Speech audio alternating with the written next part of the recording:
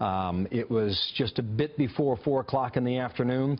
Appears to be what would be a common pedestrian shopping mall, perhaps, in central Stockholm.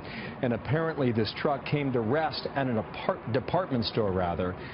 Whether that was the target or whether that was the endpoint, that is something we do not know. I mentioned the attacks that we have watched over the past 12 to 18 months. Catherine Herridge has been watching all of that develop, too, as a strategy on behalf of the jihadis striking Western targets. And Catherine joins me now in Washington. What more can you add in the early stages of this story, Catherine? Well, Bill, in the last few minutes, I've been speaking with a Homeland Security official who confirmed that they are monitoring this situation as it unfolds in Stockholm, Sweden.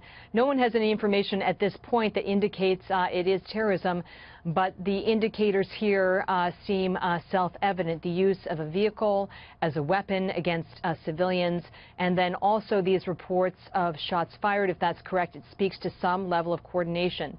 The other factor that has the attention of counterterrorism analysts at this hour, and again, this story is just unfolding, is that we've had two significant communications from ISIS this week. We had the 8th edition of their magazine Rumiyah, which is like the Inspire magazine for Al-Qaeda. It's like the how-to guide for attacks. And then we've also had ISIS, through its cyber operation, issue a new list of individuals they called those who are eligible for death or the kill list, about 8,000 people in the U.S.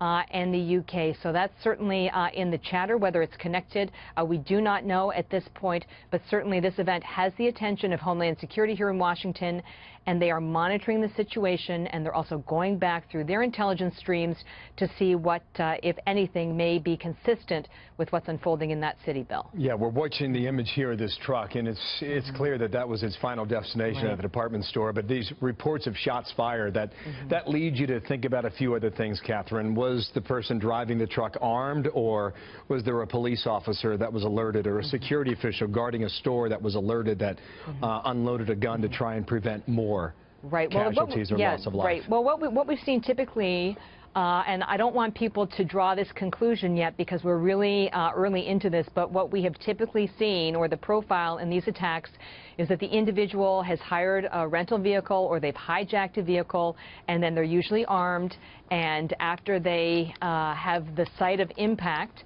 the crowd or the department store or a parade, they then go by foot to then launch sort of a second round, if you will, using a firearm. But I just want to draw people's attention to a larger issue. Years ago, when I first began covering this area, which is now going on 25 years, in fact, I was given a piece of advice, and it really rings true in these situations, which is that terrorism is like water, and it takes the path of least resistance. So as we've shored up security in some areas, terrorists have had to move to others in order to evade that type of security. So the latest iteration of that is the use of vehicles as weapons. Though, again, we have not reached that conclusion in this case, but certainly the characteristics that would fit that profile are evident on the screen right there. Yeah, and the point you make about the last edition of this publication on behalf of ISIS to encourage it yet again is more evidence possibly for encouraging people that are living now in Stockholm, Sweden, and other European capitals, and possibly here at home as well. We have to see if it syncs up. But I'm just laying out the data points. We've had two big announcements from them this week, and then this. Catherine, thank you.